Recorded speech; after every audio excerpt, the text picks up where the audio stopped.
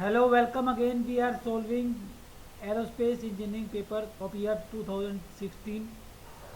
Question number 31 is the rate of change of moment coefficient with respect to angle of attack dcm by d alpha at half forward point of a thin airfoil as per approximations from thin airfoil theory is option A pi by 4 radian per radian, option B pi by 2 per radian, option C pi per radian, and option D 2 pi per radian. So according to thin airfoil theory, the answer is that pi by 2 per radian. Okay. So but how it is? And according to thin airfoil theory, we have that dcl by dl pi is equal to 2 pi. Okay.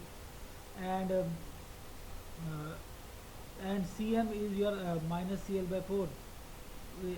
That is also according to thin theory. And cm, so dcm by d alpha will be dcl by d alpha, uh,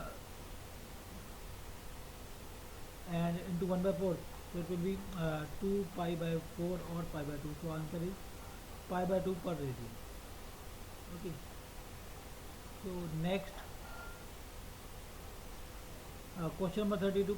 An untwisted wing of elliptical plane form and aspect ratio 6 consists of thin symmetrical airfoil sections. The coefficient of lift CL at 10-degree angle of attack, assuming inviscid incompressible flow, is option A pi square by 16, option B pi square by 12, option C pi square by 8, and option D pi by 2. So when aspect ratio is considered, CL is equal to A alpha.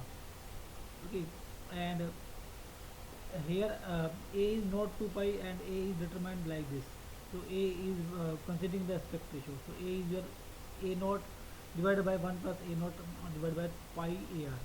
Here A naught is 2 pi. Okay, and AR is your aspect ratio, so that is 6. So putting that value, we can get the value of A. So a value of A is your 3 pi by 2, and so value of CL will be your 3 pi by 2 multiplied by angle of attack, that converted into radian. So angle of attack is 10 degrees, so in radian it is 10 by 180 into pi, or is equal to pi square by 12. So answer is option B, pi square by 12. Next, a gaseous mixture of air and fuel enters a constant area combustion chamber at a velocity of 100 meter per second and at a static temperature of 300 Kelvin. The heat released due to combustion is 1000 kilojoule per kilogram. The specific heat at constant pressure of calorifically perfect gas is 1000 joule per kilogram per degree Kelvin. The total temperature of air fuel mixture after combustion is dash Kelvin. So now to now it is given that the static temperature is 300 Kelvin and velocity is 100 meter per second. So to find out the stagnation temperature, applying this energy equation, so Cp T naught minus T, where T naught is your stagnation temperature, T is your static temperature, and V is your velocity. So if you bring the velocity to 0, so here the velocity 0, and here the enthalpy is your CPT, and here the enthalpy is CPT naught, and CPT, so CPT naught minus T will be equal to V square by 2. So we can find out the stagnation temperature. Okay, so so V is your 100 and T is your 300 and CP is your 1000, and from this T naught comes to that is 305 degree Kelvin.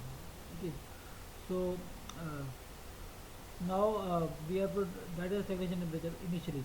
Okay, now the heat released due to combustion is 1000 kilojoule per kilogram.